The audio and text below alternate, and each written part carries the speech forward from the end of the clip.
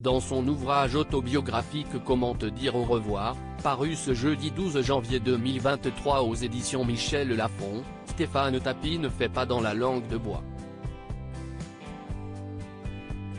Et il n'hésite pas à donner son avis très cash sur le tempérament bien trempé de son père Bernard Tapie. CST un livre Vérité quoi publié ce jeudi 12 janvier 2023 Stéphane Tapie aux éditions Michel Lafon.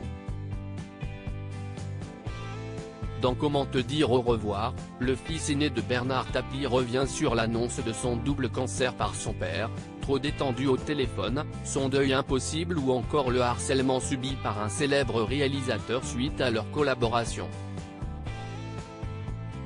Mais celui qui ne lui a jamais rendu visite à la prison de la Santé s'épanche également sur le tempérament de feu de l'homme d'affaires, qui avait oublié de le déclarer à la naissance.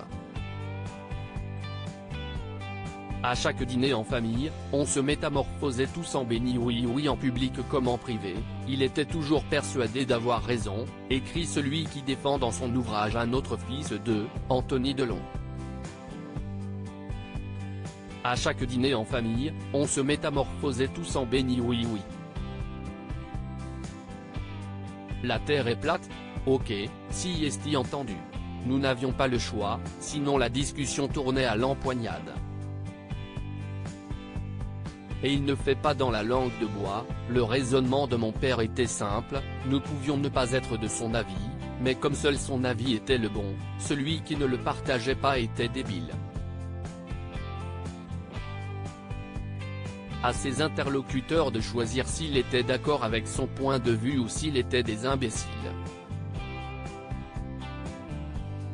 Même si j'étais fasciné par ses capacités intellectuelles. Il faut reconnaître que dans la vie, ça ne lui a pas mal réussi de ne jamais douter et de toujours faire ce qu'il voulait, comme il le sentait, reconnaît Stéphane Tapie. Mais même si, comme beaucoup de gens, j'étais fasciné par ses capacités intellectuelles, Tapie me saoulait, Tapie me fatiguait. Avant de conclure, il y a un moment où trop si est trop. À lire aussi je sais qu'il m'en a voulu. Pourquoi Stéphane Tapie avait refusé de rendre visite à son père à la prison de la Santé.